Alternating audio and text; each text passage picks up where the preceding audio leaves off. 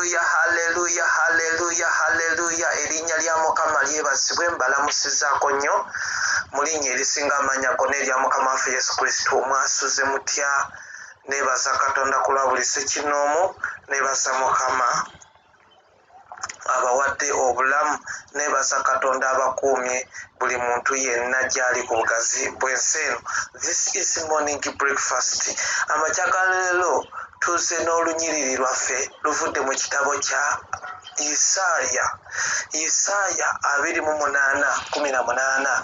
oba Isaiah 28 verse 18. abasinga olunyiriri n'osuubira mu lumanyi naye leero ngenda kusabira mu lunyiriri luno naawe ali eyo nsaba oneegatteko tusabire mu lunyiriri luno tusobole okuggyawo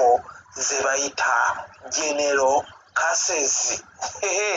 kye bayita general curses weewaawo abamuziwakanya naye katonda awa omuntu okuba engeri gy'alabamu ye katonda asigala ye mukama ali faithful. osobola okulokoka leero buli ekyali kyakwata kyonna ne kikuta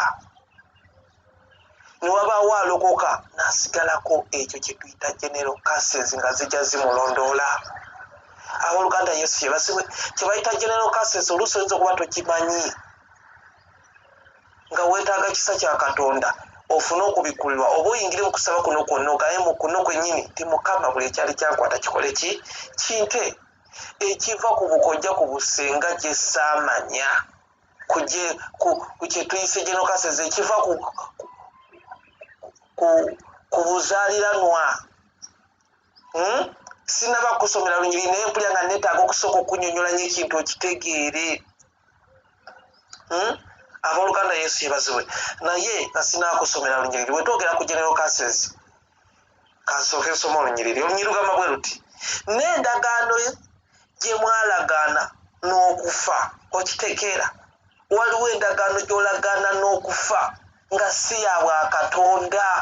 nga bwe tulagaana ffe ne tulagaana nga tusinza mu byawandiikibwa ebiri mu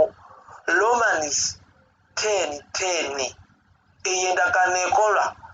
tugikola ffe ne mukama katonda nga tusazaamu endagaano zonna ezasooka. weewaawo eyo endagaano ejjawo endagaano zonna naye waliwo ebijja birondoola.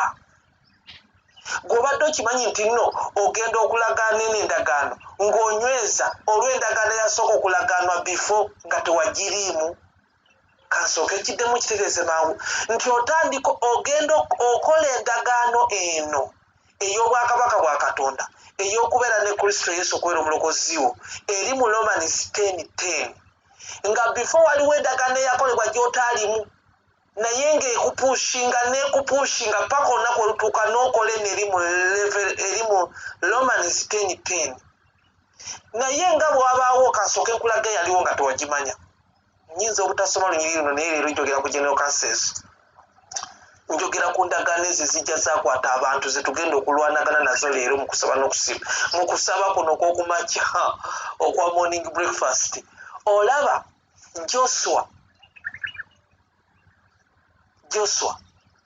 Joshua nga Musa amaze okufa mukama amugamba gwoba oyongera abaana ba Isirayiri batuuse mu nsi mwe nabasuubiza. naye waliwo abalabe baabwe ababafeesinga nga be balwanagananga nabo paka we yalwana n'abawangula. abasigalawo ku balabe n'abagamba musalewo okuweereza mukama katonda muleme kuddamu kulaba bubi bwa mukama. n'ayimirira n'akola endagaano ye Joshua n'agamba nze ne famire yange njanga kuweerezanga mukama emirembe gyonna. kati eyo endagaano yagikola ku lwaffe.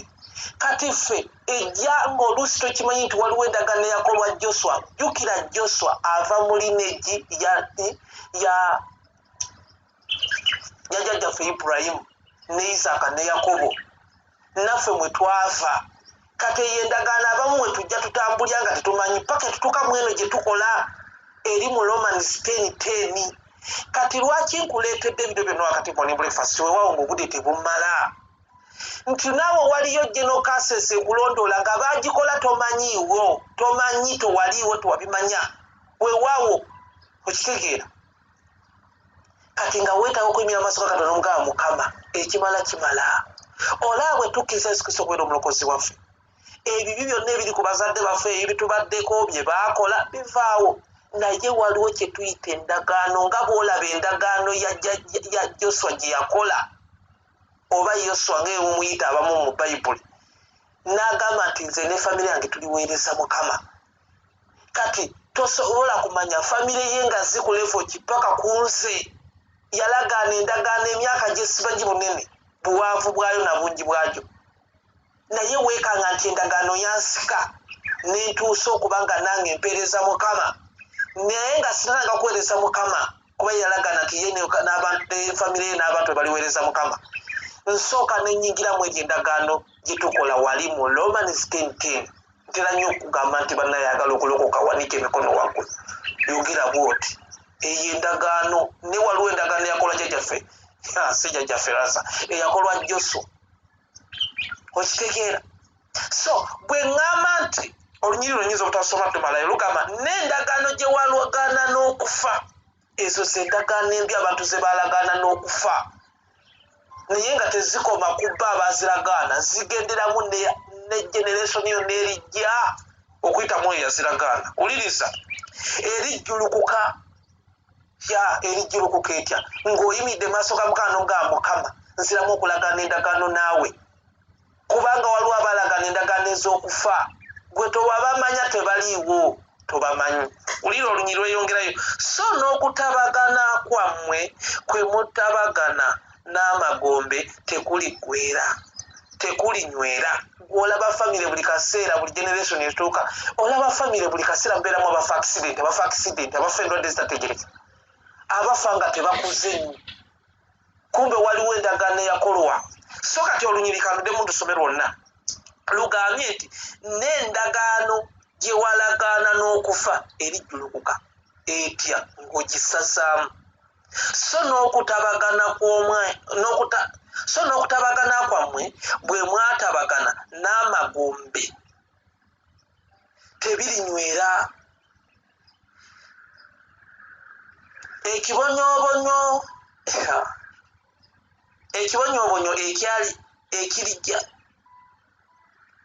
ekiryanjaala bwe kiriyitamu ne kiryoka kibalinnyirira wansi okitegeera so nagambye eno wiiki ebadde yakusazaamu buli kintu kyonna kati waliwo endagaano z'otamanya ebiseera ebisinga etuleeta ennyiriri bwe zityo oli ng'agamba naye nedda twakkiriza Yesu Kristo okubeera omulokozi we yes naye nga bwe nkunyonnyodde emabega nti waliwo endagaano Yoswa gye yakola eyo nnungi etuyambye nnyo okutuuka muli negimuno okutuuka kati kye tuliko yatukolera endagaano naye nga bw'omanyi nti ne sitaani ayina endagaano z'akozesa abantu zigenda ne zijja nga zitulemerako wakati ku makya ga leero nyinza obutasaba nnyo nkwegayidde genda mu maaso ga Mukama okutule buli ndagaano gy'otalaba gy'otamanyi ojja kumbuza ate gyesalaba njagazaki nkwegayiridde endagaano y'obwavu omuntu ayinza okuba yagenda mu ssabo n'akolegana n'omusamize ng'essente ze yaziteekanga mu ssabo kati obwavu bukutambulirako weetaaga okubaako kyokutula Katonda omulungi Katonda ow'ekisa tukwebaza Mukama gwe akola ebirungi ebyekisa era eyabukeesezza ku makya ga leero tugwa mu maaso go nga tusaba Mukama okuyita mu kigambo kyo oyogedde naffe noga nti n'endagaano gye mwalagaana ey'okufa n'okufa erijjulukuka Katonda ow'ekisa jjulula endagaano Mukama ezo ezijja zirondoola eziva ku bujjajja bw'abajjajja baffe ezo eziva ku generation ezasookawo nga tetwamanya Katonda ow'ekisa tuzisazaamu endagaano ez'okufa endagaano ez'amagombe endagaano ez'obwavu endagaano ezijja zirondoola Mukama ezo nga zireetera abaana b'abantu okufa Mukama ne bafa nga bato abalala ne batazaala abalala ne batalaba ssanyu mu nsi muno nga waliwo ekintu omuntu kye yalagaana okukwata obulamu bwa buli muntu ayitiramu eyo lineegi mwe yava oli nga n'okuvaawo yavaawo dda emyaka gyonna naye nga waliwo ekijja kirondoola mukama katonda ow'ekisa tukwegayiridde tulagaana endagaano yo naawe katonda ow'ekisa era tusazaamu endagaano ezo tusazaamu ebijja birondoola tusazaamu ebijja bikwata ebyo bireetera abakyala n'alokoka oluusi n'asigala nga wakyaliwo ebimukutte ebireetera omwami nga yalokoka naye era nga wakyaliwo ebikutte ezo endagaano ez'obutazaala endagaano ez'obugumba endagaano ez'oluusi nga zirina gye zaakolebwa omuntu ng'agudde mu maaso g'omukama yalatula gwe kristo okubeera omulokozi we naye nga mukama wakyaliwo ekikutte nabaana ye ezo endagaano ezo mukama tuzirumbagana n'omuliro gwo kubanga mukama gwe muliro ogwokya oyogera mu Bebbulaniya essula 12:29 nti katonda waffe gwe muliro ogwokya tulumbagana endagaano ezo tuzookya n'omuliro tuzisazaamu tuzijjulula ku bulamu bwaffe n'abaana b'abaana baffe bonna tusazaamu endagaano ezo ezaakolebwa bifo nga tetunnajja mu bulamu buno obw'ensi tuzisazaamu ku bulamu bwaffe tuzisazaamu mu magenda gaffe tuzisazaamu mukama mu bye tukola mukama tusazaamu endagaano ez'embi tulagaana endagaano wakati wo naawe mukama katonda gwe tusinza omulamu titugenda kuweereza gwe katonda ow'ekisa tugenda kugulumiza linnya lyo tugendanga kubeera nga gwe katonda waffe era naawe mukama ogenda kubeera katonda waffe tuwaayo obulamu bwaffe gy'oli tukusaba mukama tukozesa ng'ekikozesebwa mukama ekikyo tuleme kuddamu kukozesebwa sitaani ku lw'endagaano ezo ezaakolwa ze tutaamanya ne ze tutaalabako kwe kusaba kwange mukama weebale yesu weebale mukama weebale gwe adamu esaala. This is morning breakfast. Ayagala okulokoka teeka emikono mu bbanga tuddemu okukola endagaano empya